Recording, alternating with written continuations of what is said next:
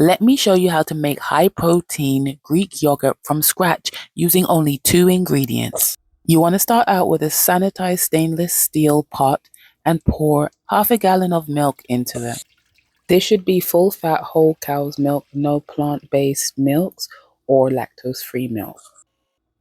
Now, using a medium heat, you're then going to bring your milk to a boil. Keep an eye on it. You don't want it to burn.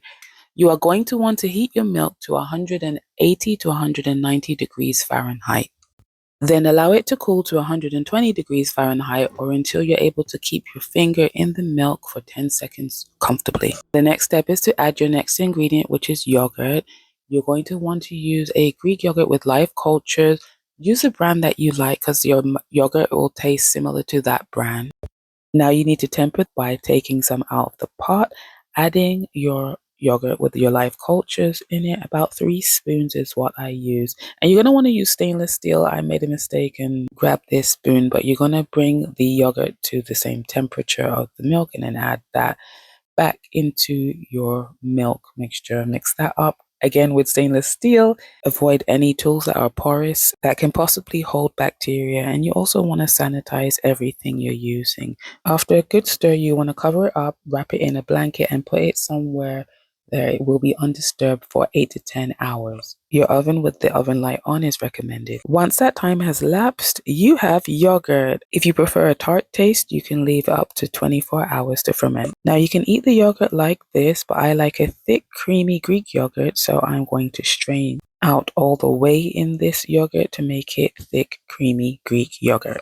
Now using a bowl, a strainer, and a cheesecloth, you're just going to get the yogurt you made and just strain it.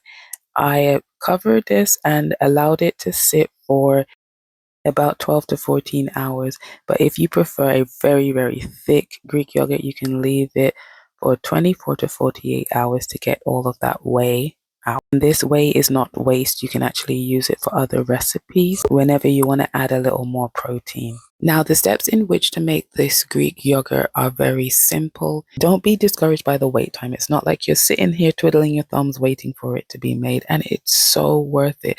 This is so delicious. I thought people were exaggerating. It tastes so good. And you won't have to buy yogurt again. You can use some of this yogurt to start your new batch. Using this mason jar strainer, I wanted to try another method that took up less room in the fridge to strain my yogurt. The stacked mason jars wouldn't fit comfortably in my fridge, so I used this old yogurt container and set it off to the side of my fridge. Store in an airtight container, and this can last up to 2 weeks.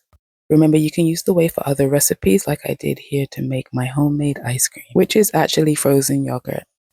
Amazing taste, save some money, and know exactly what's going in your food. Try making your homemade Greek yogurt.